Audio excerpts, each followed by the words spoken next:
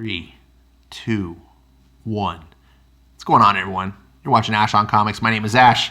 Here is today's comic, Detective Comics 1005.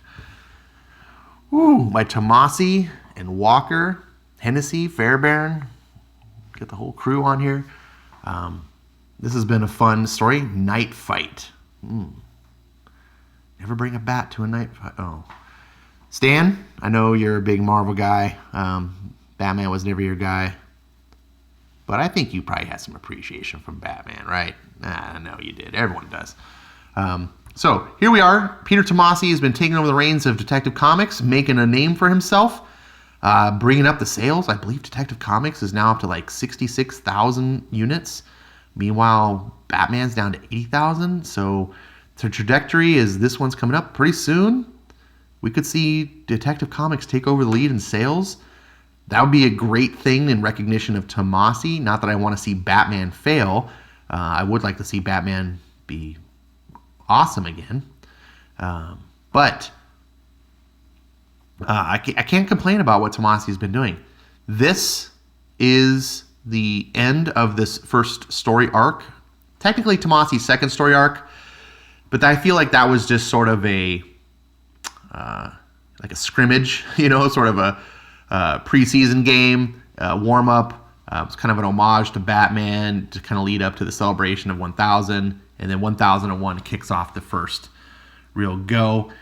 And with this character, Arkham Knight, that's been a really cool character. I've really been enjoying her. They kind of pulled off the whole Zelda twisteroo like back in the 80s when it's like, oh, look, Samus pulls off a helmet and it's a blonde girl. Same thing here. And that's fine. I think kids today never got their Samus moment, so that's cool. When we left off, Batman and Robin were hang gliding in with their bat gliders, whatever they call these things. And they're like, what are you seeing, Alfred? Gentlemen, whatever energy source the Arkham Knight has in her possession is rising exponentially with each passing moment. Is the level higher than the day bomb she set off earlier, Alfred? Yes. Cycle satellite info. Keep us updated. Batman's arrived faster than expected. We need more time. Archer's ready. As we anticipated, they've seen our approach. Frontal assault on the observations out of the question. Let's hit the tree line. Understood. Fire first volley. Robin, incoming. And Savage Son. Conclusion. Smokescreen arrows. They're not worried about penetrating our suits. They want us distracted so they can probably flank us. Arcane, it's time. My on men, they shape. Join as one. Smoke's getting thick on your six-pack. I hear you. Arr! Bring death to life. You smell that? Something's rotten, decomposed. And so they're having a fight through. And this book is essentially a classic Batman hero book. And what I mean by that is there's different aspects of Batman's type stories that you can read. Sometimes he's a detective solving a mystery. Sometimes he's this vigilante stalking the night. This is kind of the version you see mostly in the films. And then there's the hero one where he's battling supervillains straight on. He's not using the scare tactics. He's not using stealth in the night or anything. He's just straight up head to head, like the old 66 Batman, just pow, bam, just there's villains and there's Batman. And that's kind of what this story is like. And so Batman's using his batarangs like knives and he's cutting through all this stuff that Arcane's creating. The density of Arcane's wall is not thinning out. As a matter of fact, it's thickening. Status. I'm almost in position. So he sent Robin to go stop Arcane so that he could get to Arkham Knight. So I like this team up. I'm not a big fan of Robin, although I like the Robin concept a lot more as Batman's son. I never liked it as just like, oh, some kid I found on the street, I'm going to make my ward and dress him up in Speedos. It always seems weird to me. I know Bat's listening to this probably just going, oh, Ash, it's not like that. But it is to me. And this, it's like, well, he's your son and you're training him. And, furthermore, you're trying to untrain him. That's one of the things that Tomasi gets that no one else seems to get about Damien, is that this kid's already been trained as assassin by his mom, Talia al Ghul, and he's a cold-blooded killer, is merciless. Batman's trying to undo all of this. And by making him part of him, like taking him by his side and embracing him as Robin, is part of that process. He can't leave Robin at home and go off brooding by himself doing his thing, because that would be hurtful. Robin needs to be close to his father, needs to have his father embracing him in everything that he does, and that's part of the therapeutic process, this redemption model that Damien is able to follow, and that's what makes Damien interesting. Do you hear that, Dan Didio? Do you hear that, people at DC? The dogs hear it, because look, it's time. Every time I do a video, every time. Yeah, we see you.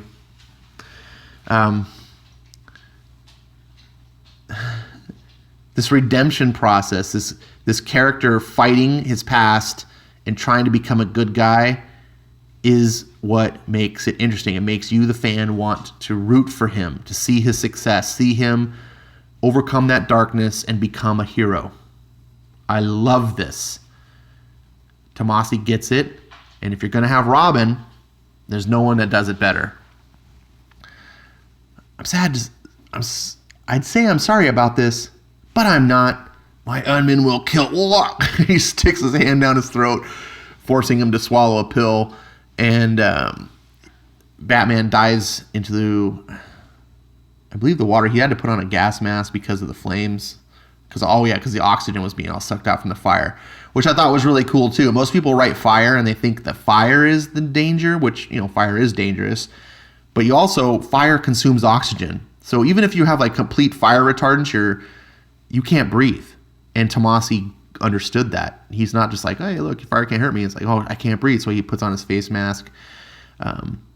And Robin shoved this thing down his throat. And this Brad Walker is really impressing me with the art. This shot here, the composition, and he's holding Robin's backflipping away after he puts down the throat. And he's like, backflip. And then this guy's like, choking on this. Arcane's down. I'm heading to the observatory to meet up. His unmen are dropping like puppets with their strings cut. Batman? Ashred, there's sign of movement. The bat has been burned to ashes. And then all of a sudden, Batman's whack. I will incinerate you, Batman. Not today, Phosphorus. I will melt your head to slag. Just stand still. And he uses his batarangs to puncture his feet to the ground. Ow. And shut up. What are you? A highly dense snuff polymer that covers you like a bag and deprives you of your ability to burn. Phosphorus is out. I'd like to add that device to my utility belt. So we get to see this is kind of what Robin shoved down what's-his-nuts throats. Ouch. Once the sphere ignites, the liquid base added to the reflective mirror will absorb it and allow us to focus it to every corner of Gotham. Observatory? Yes. So they punch it, and they do little grappling hooks, get up to the wall, leaping over. It's a cool little shot here. And Arkham Knights, she's not swayed at all. The totality begins, and they're running. And normally you'd expect, interfere in time now. But nope, they don't make it in time. She ignites the thing. The light, it's beautiful. Whatever that energy source is, it's concussive. Mass diffusion optics operational? Yes, at full strength. This all of Gotham is just, basically she lights up a sun in Gotham, and everyone is just blinded. It's just ultra bright. Big picture. What's happening to my city? I'm linked into several different cameras, and the energy wave is rippling across every street and alley in Gotham. Any variance from her day bomb, Instruments have registered a percussive force with the previous detonation didn't have that the God, I can't read. It's hard to read when you have to like look around your phone because I can't do it through the phone. That's why it's all broken up sometimes. Anyways, I'm not here to read a comic to you. The whole point is she lights this thing up. Alfred and Bats have a thing. And we see Arkham Knights relishing her victory. Listen closely. Can you hear the people of Gotham below? They're singing. And I didn't really understand this frame too much. He looks back at Robin. Shh. Listen, can you hear the people of Gotham below? They're screaming. I guess he's saying shh so that he can hear the people. At first I was like reading this like he was saying shh like they're going to sneak up on her. But I guess that's what it is in hindsight. So she hears singing. Batman hears screaming, which is the typical like deluded villain, right? I love that about Batman and their villains. Like the villains are just psychotic. They don't see reality in the same way. What's going on? We can hear yelling echoing up the hill.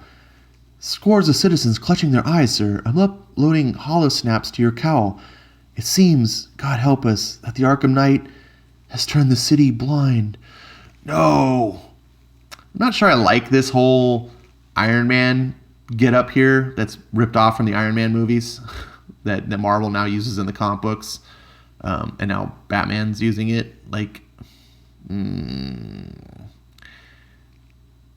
it's not a big deal, but anyways. So Batman comes busting in. Look at this shot. The big foot kicking through the door. Just great.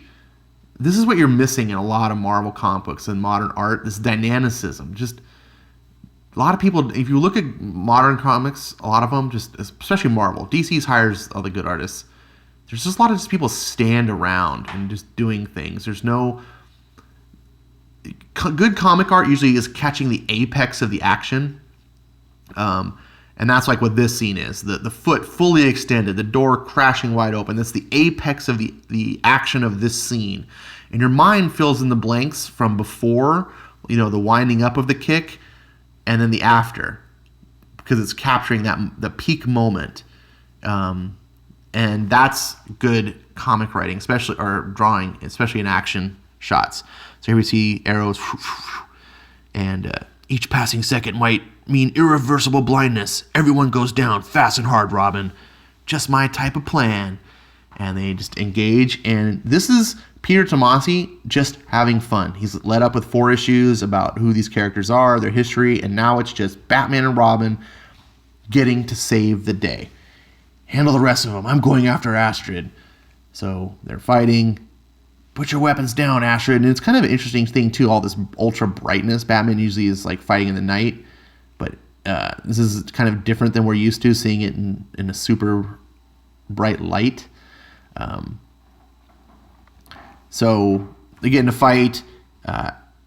It's not really clear. This is a little bit of a critique. We don't get to see it clearly, but Astrid's attack hits Batman, breaks his goggles or his lenses, so he's kind of now blind. A savior? A wise man once said, only in complete darkness can you truly see the stars. Once you're dead and Gotham learns to see again, they'll finally grasp that you're the demon who feeds on the dark and brings only pain and suffering, and I will be there to guide them to salvation, to show them the light. She's blinded you, Batman. Your optics are broken. Stand down, Robin. This is between Astrid and me. As it was always meant to be, Batman. How proper I face my mother's murderer on this day. I saw it with my own eyes. I did not kill your mother. I saw it with my own eyes. Your weapon buried in her throat. And so Batman's trying to convince her that she's delusional. She doesn't know. So like her whole mantra is that Batman killed her mom. She's essentially an anti-Batman. Batman's parents are dead. He became her. But actually what happened was not an illusion, but not what she thought happened. So her anger and everything is so misplaced. Again, how do you see this in reality? You see so many people, right? Like the whole Trump thing. Like people are angry because they've been convinced that there's something to be angry about. And you can try to convince them, no, you're not seeing it right. No, it's not the way. No. And once they get to that point, once they get that, let that anger consume them, they don't even want to hear the truth anymore because they've now become so invested in their anger. And if telling them the truth means all that anger, everything they've done up to that point is meaningless. It's very hard for people to come down and be like, oh shit, there was nothing ever to be angry about in the first. I was just wrong. It's very hard. It's called a paradigm shift. People have a very difficult time doing that. And you can see this. I don't think Tomasi's trying to preach anyone here. These parallels are just natural. Villains are villains for a reason, and people act villainous because of that same reason. And Batman takes her and crashes her into the lens or whatever it's causing, the reflecting of the sun to do all this stuff. You did it, Master Bruce. The hard way. The sphere and mirror are shattered. The light has receded and it's night again. So yay, we, the audience, know now that they saved the day. That was some dive you took. Are you all right? Says Robin. Aside from the blinding at the moment, I could use a hand. I'm right here. I got you. Lead the way, boy. I was like, love this. No attitude, no smirkiness of Robin. Being a son, being a good Robin, and Batman, lead the way, boy. Oh, it's fucking great. Never thought I'd say this, but the city is too damn quiet. It feels dead. Everyone locked themselves inside. Just another sightless evening in Gotham, thanks to us stopping Arkham Knight. A few more days and blindness Arkham Knight hit it with. A few more days and the blindness Arkham Knight hit it with will be gone, and you'll be back on the night shift. Ashford Arkham came close to doing some permanent damage, all because of a lie. Another lost soul who thought she was a hero instead of a villain. By the way, you do realize I feel that you waving your hand in front of my face every so often, right?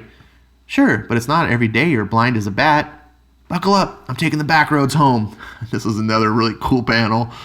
Just imagine yourself, you would be like the same way. I can imagine myself as a 14-year-old boy wanting to be like, yeah, I'm going to drive the Batmobile. And Tomasi doesn't forget that Robin is still a kid. And he's like, you see Batman is just, probably bracing himself from the G-forces of Robin punching it. And then we get an epilogue, and she's being carted away, and I won't save you the dialogue and stuff. It's cool. You should read yourself. Van stops, people dead. It turns out the driver. Sun always rises, milady. Yes, it does. Next, the Spectre. So, in classic comic book fashion, the day was won. Batman and Robin, we had their adventure. They saved Arkham. They caught the bad guy. And the end, except now epilogue, we see, she's still running loose, and she could resurface sometime later, which is a good comic trope that, we like to see because we want our villains to come back because we want more adventures. That's just the nature thing. Spectre, I'm very interested in. We haven't seen Spectre around modern DC in a while. So I'm interested to see what Batman's going to do with that. Spectre is kind of a cool character. This is a fun comic book. This is a very traditional type of book. This isn't, again, no deep meaning here. Not trying to be introspective. It's just Batman. Batman being a hero, having a villain, saving the day, having an adventure with Robin. That's it. And I can't critique that. I can't say that that's a bad type of book. We need those type of comic books. Tom King, we're kind of used to, even when, he's writing good, we're used to him writing more of this dark drama that gets into the pathos of being Batman. That's fine. I like that, actually, when it's done well. But this type of Batman needs to exist, too. And it's not quite as popular, but it's fun. And I hope you were able to enjoy it if you're reading Detective Comics. I know some people I've been hearing around social media and stuff, people are like, this is not as good as I hope. I'm like, this is fun. Like, I don't understand. What do you want from Batman? The art's good. This guy is really impressing me. I started off, I was like, man, but then Bats got me to rethink and give the guy a second chance. So I like it. 4 stars from me. If you like what you heard and how I described, why it's that, then I think you'll agree. If you're the kind of person who disagrees with that, and you're like, no, I don't really want those type of Batman stories, then this might only be a 3-star book for you. But I liked it. I recommend it. Move the needle. Get Detective Comics. Support good comics. This is a Ashland Comics recommended book. Thanks. As always, Stan, hope you were able to enjoy it. I know it's not a Marvel book, but Batman can be good too, right? Yeah, that's what I thought. Thanks for watching, guys.